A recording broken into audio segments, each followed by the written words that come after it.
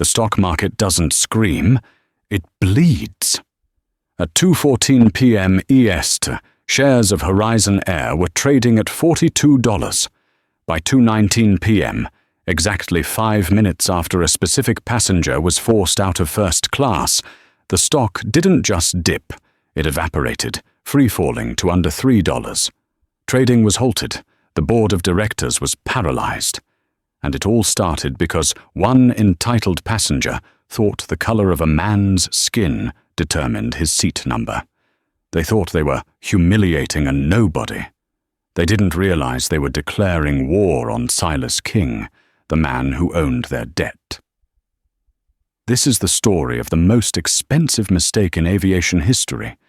The air inside the John F. Kennedy International Airport First Class Lounge was thick with the scent of espresso and the quiet hum of power.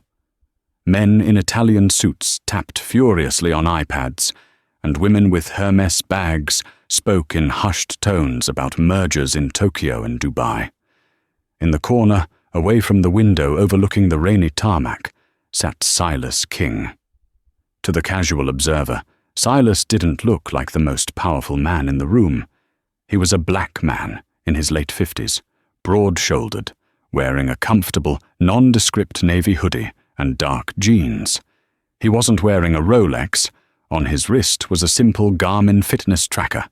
He looked like a retired linebacker or perhaps a high school football coach waiting for a connecting flight to visit his grandkids. He was, in fact, the founder and CEO of King & Sterling Holdings, a private equity firm that quietly managed assets larger than the GDP of several small European nations. But today, Silas was tired. He had just spent 72 hours in a negotiation room in London, salvaging a deal that would save 3,000 manufacturing jobs in Ohio. He hadn't slept in 2 days. His private Gulfstream, G850, was grounded in Teterboro for unscheduled maintenance, forcing him to fly commercial for the first time in 5 years. He didn't mind. He just wanted seat 1A, a glass of water, and 6 hours of silence. "Mr. King?" Silas looked up. A young lounge attendant, name tag reading Emily, stood there with a nervous smile. She held a fresh bottle of sparkling water. "Your flight to Los Angeles starts boarding in 10 minutes. I just wanted to check if you needed anything else. Maybe some magazines." Silas smiled, a warm, genuine expression that transformed his stoic face. "No thank you, Emily. This water is fine. I appreciate you checking on me." "It's an honor to have you flying with Horizon, sir," she whispered, leaning in slightly. "My dad works at the Ford plant in Cleveland, the one your company saved last year. He kept his pension because of you." Silas nodded humbly. "Tell your dad I said hard work deserves to be protected. You take care, Emily." She walked away, beaming. Silas took a sip of water. He checked his phone. A text from his COO, Richard Sterling. "The Horizon Air acquisition papers are on your desk. We need your signature by 5 p.m. today to finalize the credit line extension. If we don't sign, they default on their loans by midnight." Silas typed a quick reply. "I'll read them on the plane. If the numbers hold up, I'll sign when I land. Let's keep them afloat." He was the only thing standing between Horizon Air and bankruptcy. He held their debt. He was effectively their landlord, their bank, and their executioner, all wrapped in one navy hoodie. But nobody on the flight crew knew that. To them, he was just a passenger in 1A. The boarding announcement chimed. Silas picked up his worn leather duffel bag, the same one he'd carried since his days as a junior analyst on Wall Street, and headed for the gate. He moved with the slow, deliberate gait of a man who owned his time. At the gate, the agent scanned his boarding pass. The machine beeped a pleasant green. "Welcome aboard, Mr. King. First class, seat 1A. Turn left as you enter." Silas walked down the jet bridge, the cold air hitting his face. He was looking forward to the sleep. He stepped onto the plane, greeted by the lead flight attendant, a woman named Beatrice, who wore a smile that didn't quite reach her eyes. "Seat 1A," she said, glancing at his hoodie. Her eyes lingered for a fraction of a second too long, scanning him for signs of status and finding none. "Right here." Silas stored his bag overhead and settled into the wide leather seat. He declined the pre-flight champagne. He buckled his seatbelt, closed his eyes, and exhaled. Finally. The plane began to fill. The economy passengers shuffled past, glancing enviously at the first-class pods. Silas ignored the bustle, drifting into a light doze. He was nearly asleep when a loud, booming voice shattered his peace. "Excuse me, there must be a mistake. That's my seat." Silas opened one eye. Standing in the aisle was a man who looked like he had been manufactured in a factory that built antagonists. He was tall, wearing a bespoke pinstripe suit that cost more than a Honda Civic. His hair was slicked back with enough gel to waterproof a deck, and his face was flushed with the specific shade of red that comes from 3 airport martinis and a lifetime of never being told no. Next to him stood Beatrice, the flight attendant, looking flustered. "Sir," the man said, snapping his fingers in front of Silas's face. "Wakey, wakey. You're in my spot." Silas sat up slowly. He checked his boarding pass. 1A. I believe I'm in the correct seat." The man scoffed. He turned to Beatrice. "Check his ticket. Seriously. Look at him.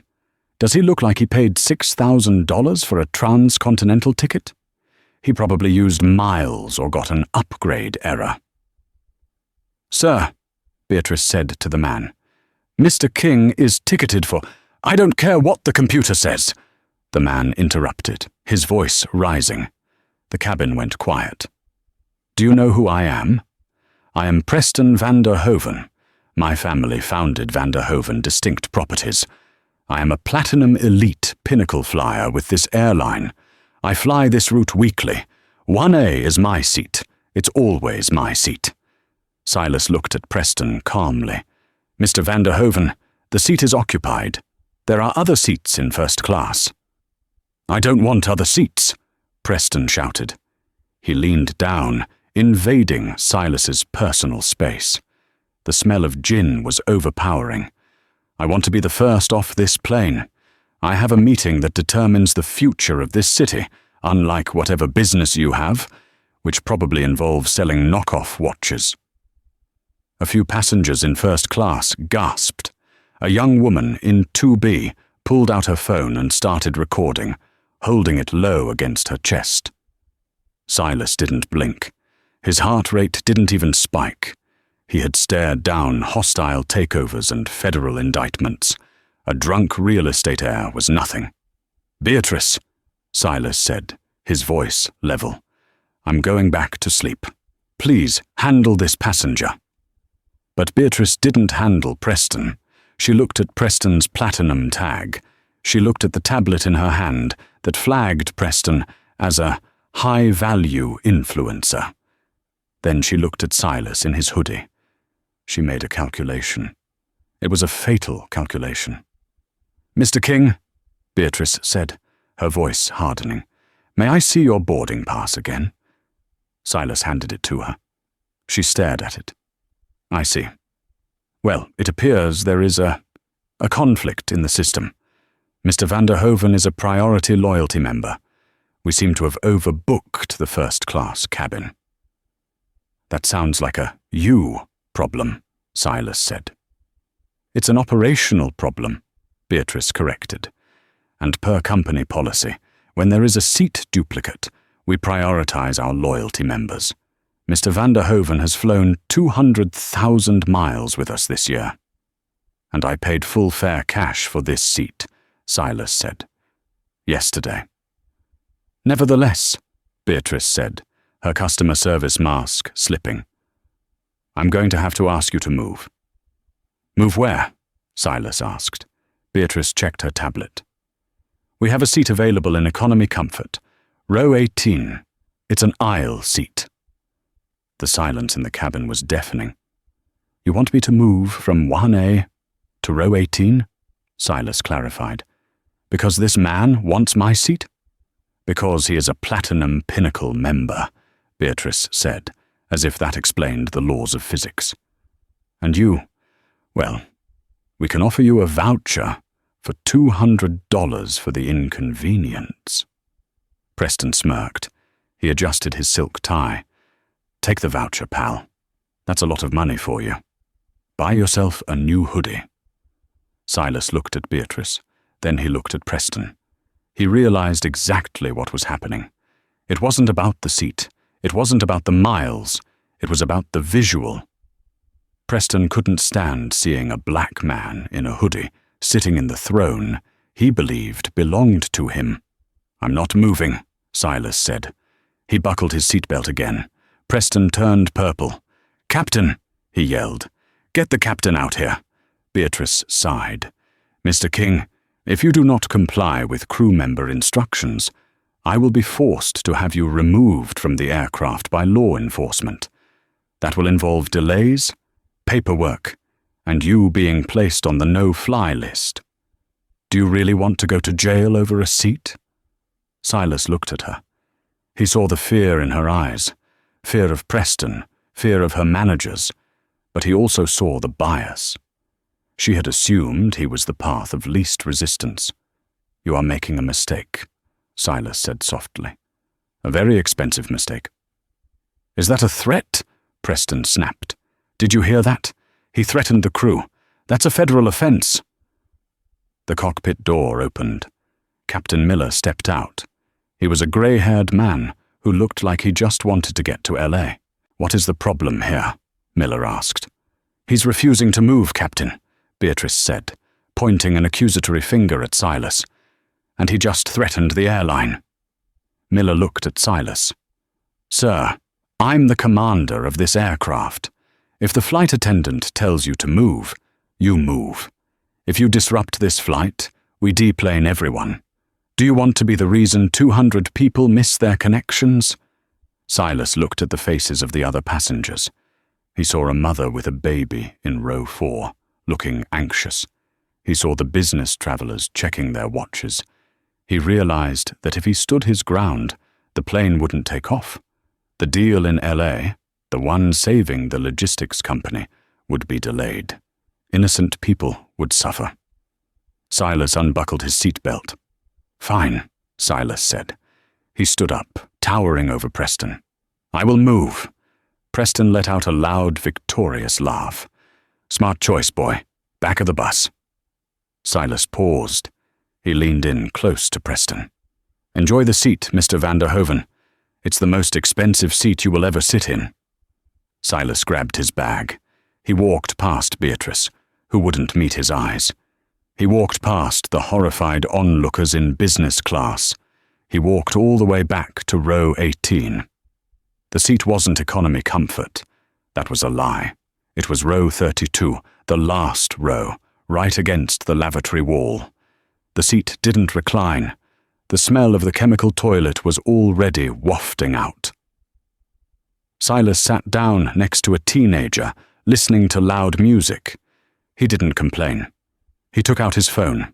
The plane was still at the gate. He had 3 bars of signal.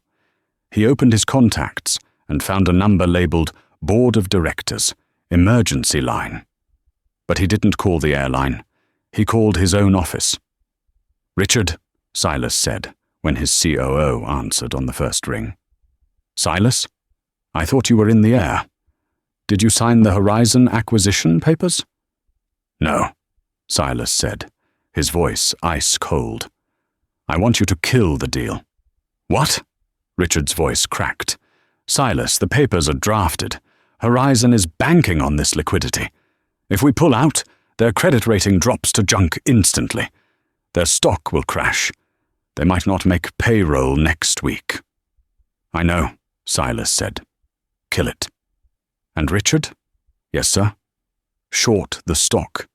Put a sell order on every share of Horizon Air we currently hold in the passive fund. Dump it all, Right now. Silas, this is a bloodbath. What happened? They decided to restructure their seating chart, Silas said, looking at the occupied sign of the bathroom next to his head. So I'm restructuring their ownership. Done, Richard said. Market closes in 20 minutes. I'm executing now. Silas hung up. The plane pushed back from the gate. Beatrice came over the intercom, her voice cheerful. Ladies and gentlemen, welcome aboard Horizon Flight 404 to Los Angeles. We apologize for the slight delay, but we are now on our way. Sit back, relax, and enjoy the service. Up in seat 1A, Preston van der Hoven was sipping the champagne Silas had refused, laughing with the captain. Silas put his phone in airplane mode, but he kept the Wi-Fi on. He wanted to watch the show. The ascent began. But while the plane was going up, Horizon Air was about to go down. At 2:19 p.m., 5 minutes after the aircraft door closed, the financial world witnessed a murder. It didn't happen with a gun. It happened with a mouse click. In the high-rise offices of King and Sterling in Lower Manhattan, Richard Sterling stood before his terminal. He was a man of ice and numbers, the perfect counterbalance to Silas's empathy. But even he hesitated for a fraction of a second. The order Silas had given wasn't just a business move, it was a tactical nuclear strike. Execute, Richard whispered to himself. He hit sell. Simultaneously, a press release was blasted to Bloomberg, Reuters, and the Wall Street Journal. The headline was simple and devastating. King and Sterling Holdings terminates acquisition of Horizon Air, citing irreconcilable ethical misalignment and operational incompetence. The algorithms reacted first. High-frequency trading bots, programmed to scrape headlines for keywords like terminate and incompetence, instantly dumped Horizon Air, ticker HZN stock. On the trading floor of the NYSE, the graph for HZN printed what traders call a God candle, but in red, a massive vertical drop. 2:20 p.m., HZN trades at 42.10. 2:21 p.m., HZN trades at 28.50. 2:22 p.m., trading is halted due to volatility. But the real damage wasn't just the stock price, it was the credit facility. Horizon Air had been operating on a financial drip feed provided by Silas King. The moment that press release went out, the credit lines froze. Fuel suppliers in London, seeing the news, put a hold on fueling Horizon jets. Catering companies in Tokyo suspended deliveries. The airline was effectively insolvent. Back on Flight 404, cruising at 10,000 feet, the Wi-Fi kicked in. Silas connected his phone. He was cramped. The teenager next to him was asleep, drooling slightly on Silas's shoulder. The smell of the lavatory was sharp. But Silas ignored it all. He opened his brokerage app. He watched the red line plummet. He saw his own net worth take a hit, shorting the stock cost money up front, and he was losing value on the shares he hadn't dumped yet. But he didn't care. It was the principle. Then he opened Twitter. The girl in seat 2B, the one who had recorded the incident, had uploaded the video. Her handle was Sarah Travels. She had 200 followers. The video was captioned, "Horizon Air just kicked an old man out of first class so this rich drunk guy could have his seat. Staff threatened to arrest him." Horizon Air. Racism, nor was boycott. The video was shaky, but the audio was crystal clear. "Do you know who I am? I am Preston van der Hoven. Look at him. Does he look like he paid $6,000? And then Beatrice's voice. "I'm going to have to ask you to move. If you do not comply, I will be forced to have you removed by law enforcement." And finally, the shot of Silas, dignified and silent, walking back to the toilet row while Preston laughed. The video had been up for 12 minutes. It had 400 views. Silas refreshed the page. 4,000 views. He waited 60 seconds, refreshed, 85,000 views. The internet had found a villain, and the internet loves a villain. Retweets were coming in from major accounts. A famous tech YouTuber retweeted it. "This makes my blood boil. Horizon Air, you are done." A civil rights activist with 3 million followers quoted it. "The audacity of privilege, the dignity of the man being moved is heartbreaking. Who is he?" Then the identification happened. A financial journalist named Greg Wallace, who had interviewed Silas 3 years ago, saw the clip. He tweeted, "Holy do you guys realize who that is? That isn't just an old man. That is Silas King, the owner of King and Sterling, the man who literally owns Horizon Air's debt. They just kicked their own boss out of first class." That tweet was the match in the powder keg. The story jumped from airline incident to corporate suicide. In the first-class cabin, Preston van der Hoven was asking for a second gin and tonic. Beatrice was pouring it, her hands shaking slightly, though she didn't know why yet. She just felt a strange heaviness in the air. "Thank you, darling," Preston slurred. "See? Much quieter without the riffraff." "Yes, Mr. van der Hoven," Beatrice said. The cockpit chimed, a triple chime. That meant a priority message from the ground via ACARS, Aircraft Communications Addressing and Reporting System. Captain Miller looked at the display. "Urgent. OPS Director to pilot. Call center immediately, via SAT phone. Priority." 1. Miller frowned. "What the hell? Is there a bomb threat?" He picked up the satellite phone. He dialed the operations center in Atlanta. "This is Flight 404. Captain Miller speaking. I have the aircraft stabilized at 32,000. What is the emergency?" The voice on the other end was Arthur Bowman, the CEO of Horizon Air. He wasn't speaking, he was screaming. "Miller, who is in seat 1A? Miller blinked. Passenger Preston van der Hoven, Platinum Pinnacle member. We had a slight double booking issue at the gate, but we resolved—" "You didn't resolve anything, you moron!" Bowman roared. The sound was so loud, Miller had to pull the phone away from his ear. "Who did you move? Who did you move to the back?" "I don't know. Some guy. Non-status. He was quiet. Name of King, I think." There was a silence on the line, so profound that Miller thought the connection had dropped. Then, a sound that chilled his blood. Arthur Bowman, a man known for his ruthlessness, sounded like he was crying. "Miller," Bowman whispered, "you just kicked Silas King out of his seat." "Who?" "Silas King, the man who was signing the papers to save this company today. He just pulled the deal. The stock is at 0, Miller. We are bankrupt. The board is convening an emergency liquidation meeting in 10 minutes. Miller felt the blood drain from his face. "Sir, I didn't know." "Shut up," Bowman screamed. "Fix it. Go back there, get on your knees, and beg him to call Richard Sterling. I don't care if you have to crawl. Get him back to first class. Get him whatever he wants. If he doesn't call off the short sell, this airline ceases to exist by the time you land in LA. The line went dead. Miller stared at his co-pilot. "You have the comm." "What's wrong, Cap?" "Everything," Miller said. He unbuckled his harness. "I have to go to the bathroom row." The atmosphere in economy was stagnant. The air conditioning hadn't fully kicked in yet, and the smell of the lavatory near row 32 was pungent. Silas King was reading an e-book on his phone. He had noise-cancelling earbuds in, but he wasn't listening to music. He was listening to the silence of his own focus.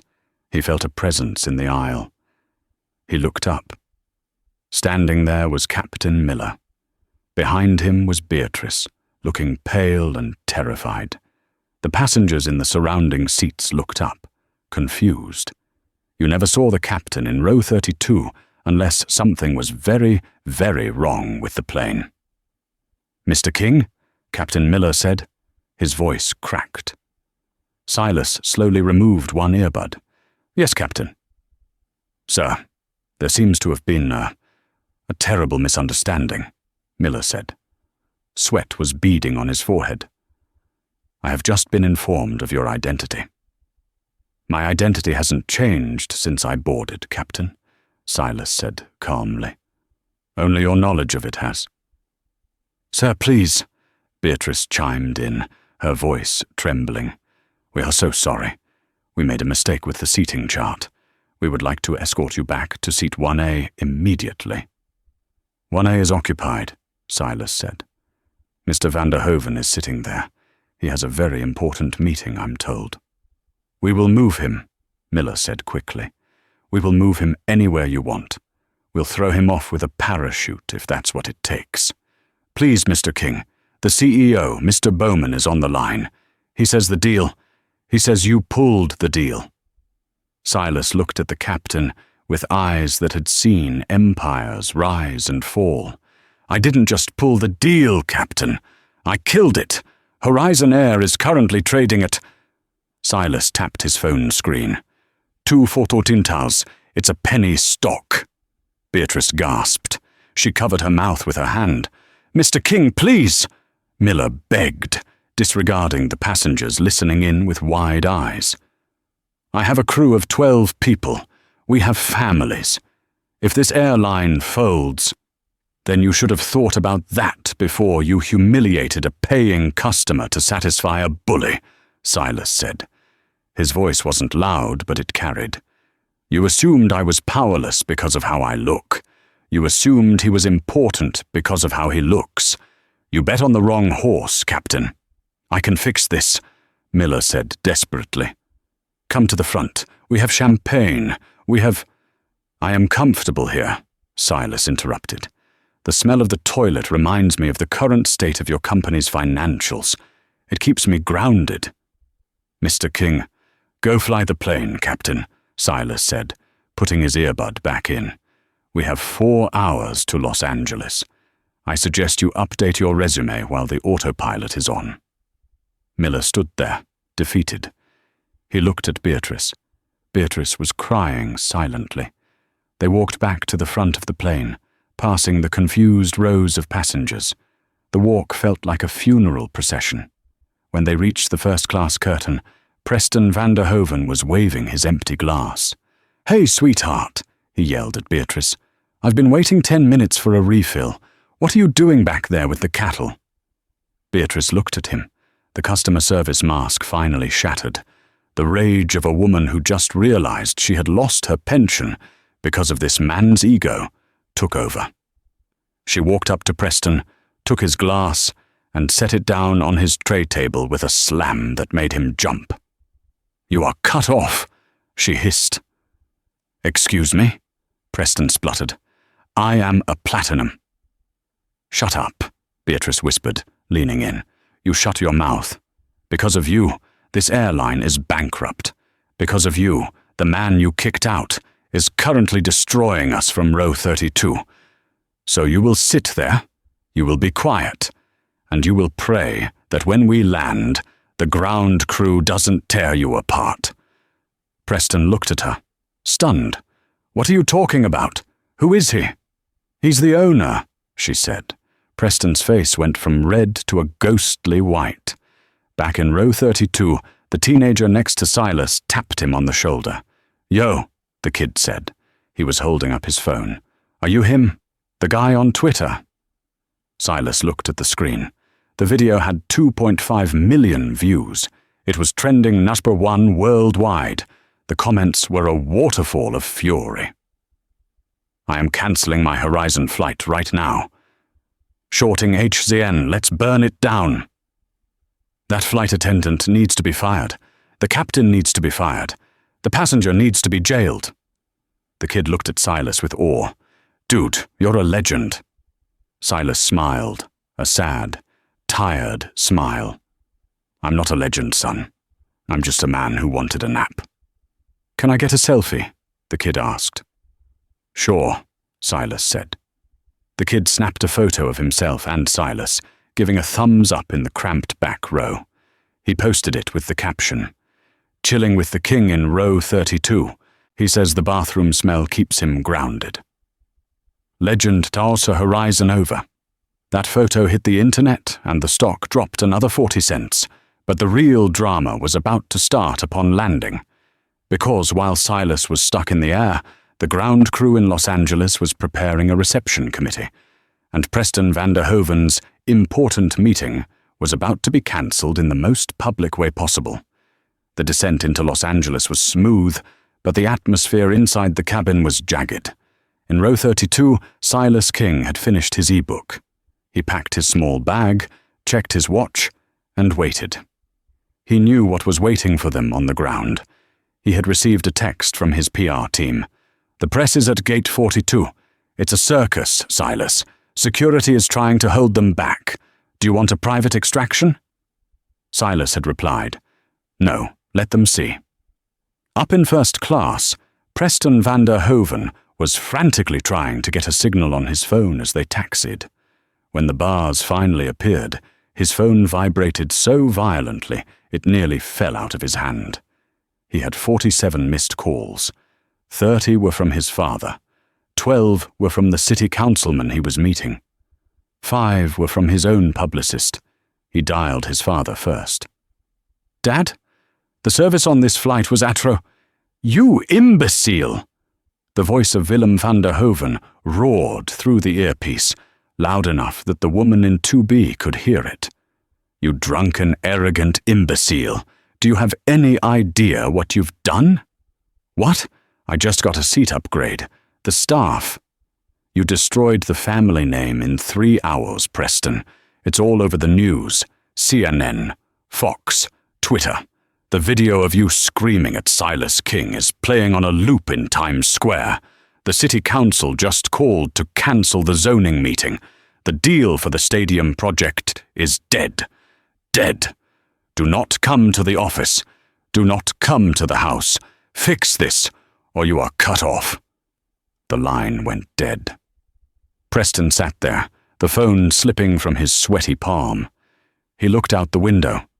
As the plane turned toward the terminal, he saw something unusual. Usually, the tarmac is empty, save for baggage carts.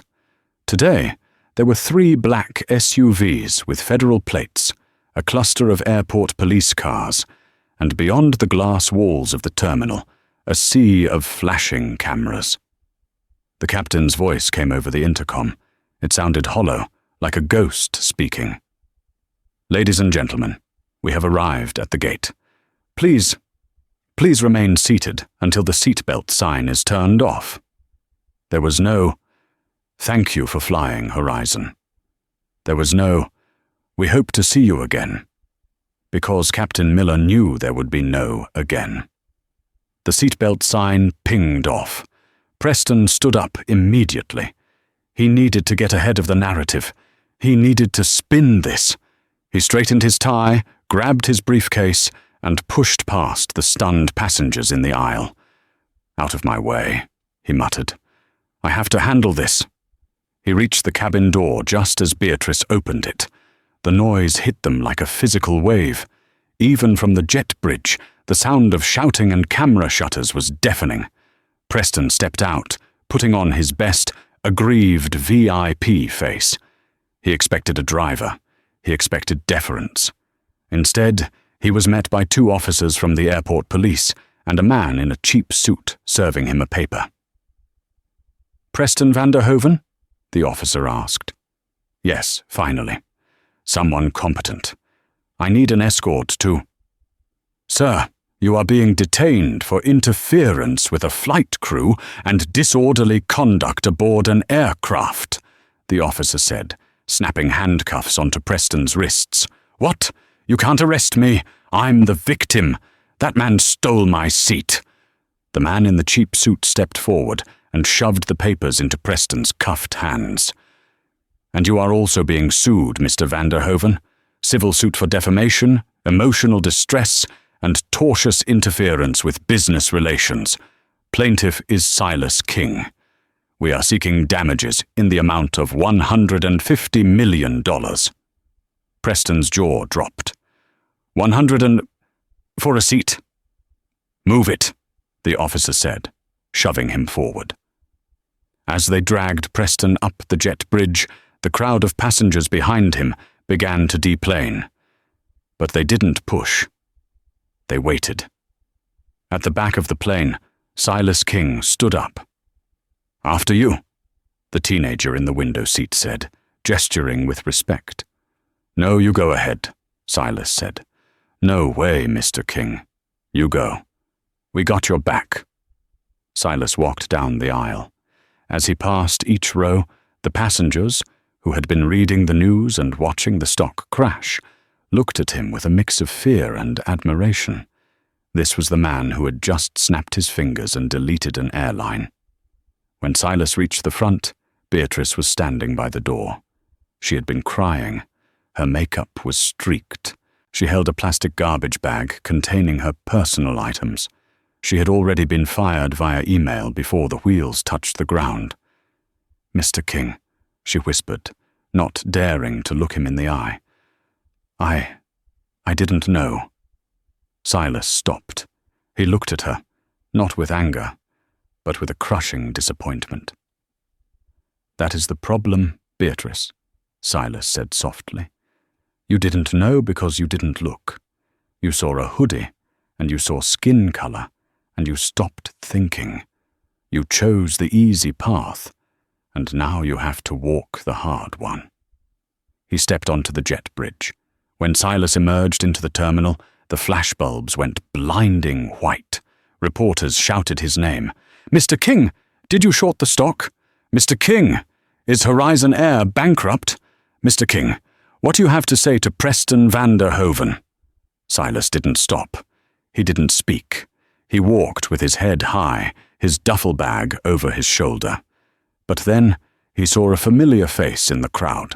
It was Arthur Bowman, the CEO of Horizon Air. Bowman looked like he hadn't slept in a week. He broke through the security line and ran toward Silas. Silas! Silas, wait!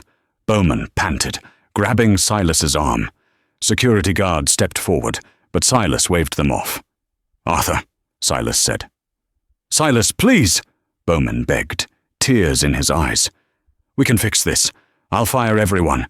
I'll give you the company. Just undo the sell order. Call the banks. We have 14,000 employees. Don't do this. The terminal went quiet. Everyone waited for the answer. Silas looked at Bowman.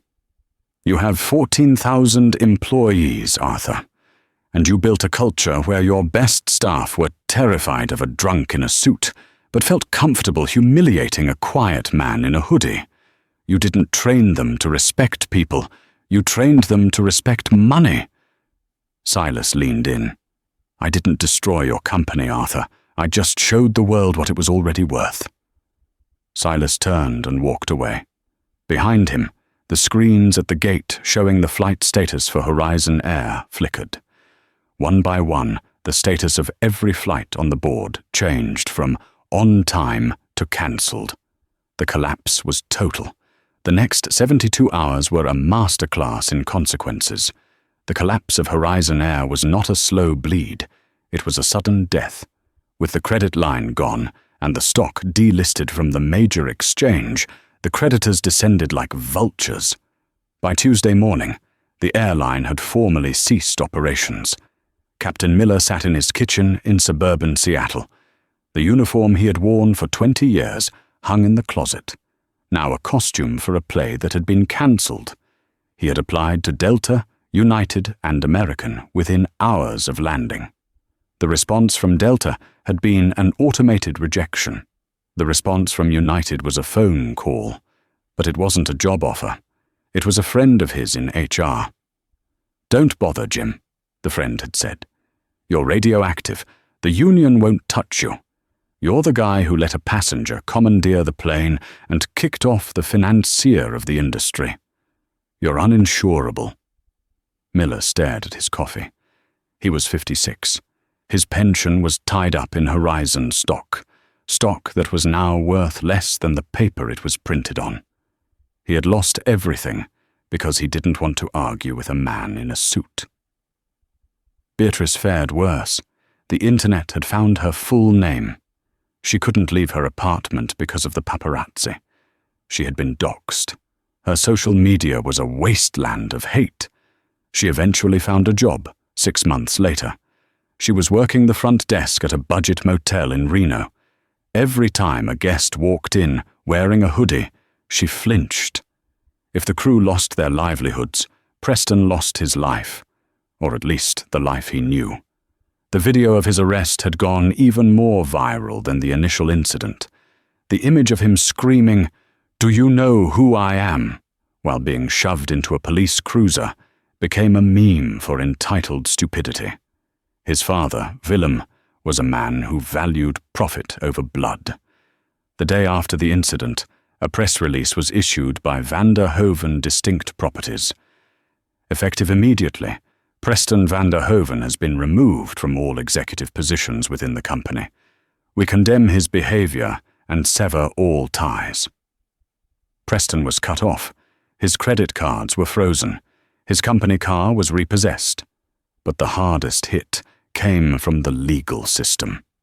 Silas King didn't need the money, so he didn't settle. He took Preston to court. The trial was short. The evidence was video documented. The judge, an African-American woman who had watched the video with a stony expression, showed no mercy. Preston was found liable for damages, but since he had no liquid cash, his father had blocked his trust fund, the court ordered the seizure of his personal assets. His penthouse? Sold. His boat? Sold. His collection of vintage watches? Sold. The proceeds went to a charity Silas King designated, the United Negro College Fund. 6 months after the flight, Preston was seen in a dive bar in Jersey City, trying to pay for a beer with a declined debit card. He screamed, "Do you know who I am?" at the bartender. The bartender looked at him and said, "Yeah, you're the guy who broke the airplane. Get out." The airports were the eeriest sights. Rows of Horizon Air jets sat parked in the desert boneyards, their logos painted over. The slots at JFK and Heathrow, assets worth billions, were auctioned off to competitors. The void Horizon left was filled within weeks by other airlines, who painted, "We respect every passenger," on the side of their fuselages as a marketing gimmick. But the most lasting impact was in the boardrooms of every major corporation in America. A new term entered the business lexicon, the King effect. It referred to the catastrophic risk of underestimating a stakeholder based on appearance. HR departments frantically rewrote their training manuals. Diversity and inclusion seminars went from being optional lunch and learns to mandatory, board-level strategic imperatives. CEOs sent memos to their staff. If you see a customer in a hoodie, treat him like he owns the place, because he might. And Silas King, he made back the money he lost on the short sale within 2 weeks. He bought the logistical assets of the defunct Horizon Air, the cargo planes, at a bankruptcy auction for pennies on the dollar. He rebranded them King Cargo and used them to ship medical supplies to developing nations at cost. He never flew commercial again. His Gulfstream was fixed, but he kept the ticket stub from Flight 404. He framed it and hung it in his office, right next to the jagged graph of Horizon Air's stock price crashing to zero. Underneath the frame was a small brass plaque with a quote. The rain lashed against the glass of the 42nd floor of the King and Sterling building, a rhythmic drumming that mimicked the heartbeat of the city below. It was exactly 1 year to the day since Flight 404 had landed in Los Angeles, or rather, since it had touched down and the world had cracked open. Silas King stood by the window, his hands clasped behind his back. To the outside world, this was the anniversary of a business triumph. Forbes had just run a cover story titled "The King Correction," analyzing how one man's refusal to move seats had triggered a market-wide audit of corporate arrogance. To Silas, however, it wasn't a triumph. It was a memorial. He turned away from the grey skyline and walked to the small display case mounted on his office wall. Inside, framed in simple matte black, was the boarding pass for Seat 1A. Beneath it lay the crumpled receipt for a sandwich he had bought in the airport terminal that day. They were artifacts of a war he hadn't asked to fight. His intercom buzzed, cutting through the silence. It was Sarah, his executive assistant. "Mr. King? The Board of Trustees for the Horizon Fund is gathered, and he's here." Silas adjusted his cuffs. "Send him in first. Give us 5 minutes." The heavy oak door creaked open. A young man stepped inside. He looked different than he had a year ago, taller, broader, and wearing a suit that fit him perfectly. But the eyes were the same. They were the eyes of the kid from row 32, the one who had sat next to the lavatory and treated a billionaire like a human being. "Leo," Silas said, his voice warm. "Mr. King," Leo replied. He swallowed hard, nervously smoothing the front of his jacket. Or I guess I should say, Chairman King. "Silas is fine, Leo. You know that." Silas gestured to the chair opposite his desk. "Please, sit." Leo sat. He held a thick envelope in his hands. "I brought my flight logs, sir, and my first semester grades from Embry-Riddle. I wanted you to see them before the committee does." Silas took the envelope. He didn't just scan the papers, he read them. Straight A's, instructor comments praising Leo's situational awareness and leadership. "Student demonstrates exceptional calm under pressure," Silas read aloud. He looked up, a small smile playing on his lips. "I wonder where you learned that." Leo laughed, the sound breaking the tension. "I had a good teacher. Best masterclass in patience I ever saw was in the back of a Boeing 737. Silas leaned back. "You know, Leo, people think I destroyed that airline out of anger.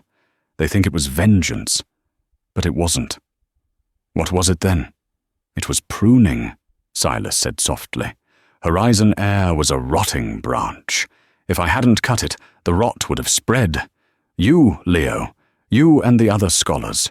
You are the fresh growth. That's what that money was for. To replace entitlement with merit." Leo looked at the framed boarding pass on the wall. "Do you ever wonder what happened to him?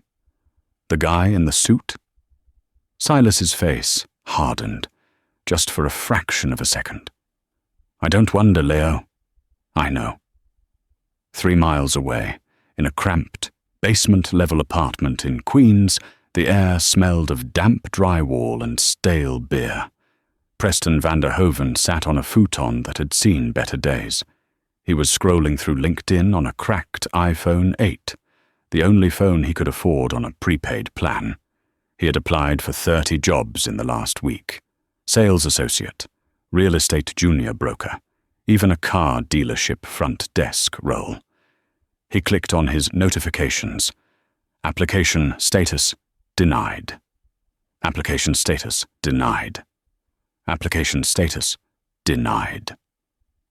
The algorithm didn't care about his family name, or rather it did care, but not in the way he was used to. The name Vanderhoven was now a radioactive isotope in the HR world. Hiring him was a liability. No company wanted the plain guy walking their halls. His phone rang. It was his father's lawyer. "Preston," the lawyer said, his tone clipped and billable by the minute. "Did you get the trust fund unfrozen?" Preston asked, sitting up, a flicker of hope in his chest. "I need cash. The rent is due, and this landlord is a psycho." "I'm afraid not," the lawyer said. "Your father has been very clear.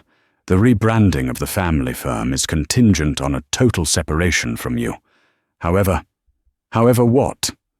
He has authorized a one-time disbursement, $5,000, on the condition that you sign a document surrendering your claim to the estate and agreeing to change your last name legally. He suggests you start fresh. Maybe Smith or Jones. Preston felt the blood drain from his face. He wants me to sell my name? For $5,000? He wants to stop the bleeding, Preston. You're the wound. Do you want the check or not? Preston looked around the dingy room. He looked at the empty fridge. He looked at the suit he used to wear, now gathering dust in the corner because he couldn't afford the dry cleaning. Send the papers, Preston whispered. He hung up and threw the phone across the room. He buried his face in his hands. He wasn't just broke. He was being erased. Back in the high-rise, the meeting was over. Leo had been formally accepted as the first recipient of the King and Sterling Horizon grant. His pilot training was fully funded. Silas walked Leo to the elevator. "One last thing," Silas said as the doors opened. "Sir, when you become a captain, Leo, and you will become a captain, remember the walk." "The walk?" "The walk from row 1 to row 32, Silas said intently. "Never let yourself get so comfortable in the cockpit that you forget what the air smells like in the back row. The moment you think you're better than the people you serve, you've already crashed." "I won't forget," Leo promised. The doors closed. Silas was alone again. He grabbed his coat. He needed air. He stepped out of the building into the cool evening. The rain had stopped, leaving the New York streets slick and reflecting the neon lights like a black mirror. His driver, a hulking man named Thomas, opened the door of the town car. "Home, Mr. King?" Silas looked at the car, then at the busy sidewalk. "No, Thomas. Go on ahead. I'm going to walk." "Sir, with the anniversary, there's press around. People might recognize you." "Let them," Silas said. He pulled up the hood of his navy sweatshirt, the same brand, if not the same one, from the flight. He merged into the flow of humanity on Fifth Avenue. It was a strange sensation, being a ghost in a machine he helped build. He passed a newsstand. The Wall Street Journal was displayed prominently. The headline read, "Airline industry profits up, customer complaints down. The King effect keeps executives in check." He kept walking. At a crosswalk, he ended up standing next to a man in a sharp Italian suit. The man was berating a barista who had apparently spilled a drop of coffee on the lid of his cup. "Do you have any idea how much this suit cost?" the man in the suit snarled. "You people are incompetent. I should have your job." The barista, a young girl, looked terrified. Silas didn't break stride. He simply turned his head and spoke, his voice low, a deep rumble that seemed to vibrate through the pavement. "Careful." The man in the suit spun around. "Excuse me? Mind your business, old man." Silas lowered his hood. He didn't look angry. He looked like an avalanche waiting to happen. He looked at the man with the same calm, terrifying appraisal he had given the board of directors before he shorted the stock. "I said be careful," Silas repeated. "The market is volatile today. You never know when your stock might crash." The man in the suit froze. Recognition dawned in his eyes. He had seen the news. He knew the face. The blood drained from his cheeks so fast he looked like he might faint. Mr. King," the man stammered. I was just—" "Apologize to her," Silas said. He didn't shout. He didn't point. He just waited. The man turned to the barista. "I'm sorry, I'm having a bad day, I'm sorry." Silas nodded. He pulled his hood back up. "Have a better one." He walked away, disappearing into the sea of commuters. He wasn't just a CEO anymore. He was a guardian. He had learned that wealth wasn't a scorecard. It was a tool, and like any tool, it could be used to build, or it could be used to dismantle.